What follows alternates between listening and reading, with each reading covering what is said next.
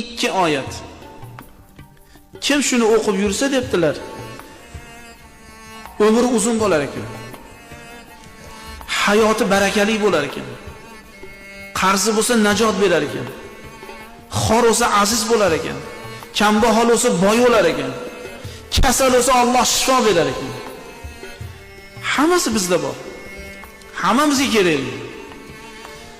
Bir odam debdilar, yoshi 70 yoshida shuni eshitib qolibdi, shuni savobini.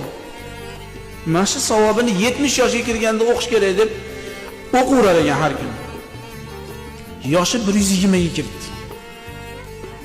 120 ga kirdi.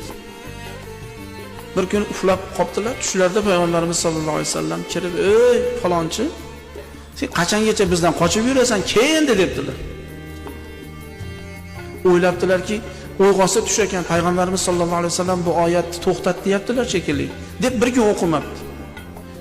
O'qimagan kuni Azroil alayhisalom kelib jonini olgan ekan. Kitob aytayaptilarki, 50 yil o'qidi mana shu odam. 70 ga kirib 120 ga kirguncha o'qidi. 50 yil Sura-i Tavbadagi 2 oyatni o'qidi. 50 yilning ichida juda ko'p ibodat qildi deyapti. Biz ham bugun o'qishni boshlasak, hamma ishimizda najot. Eng rohatlisi muhtaram jamoat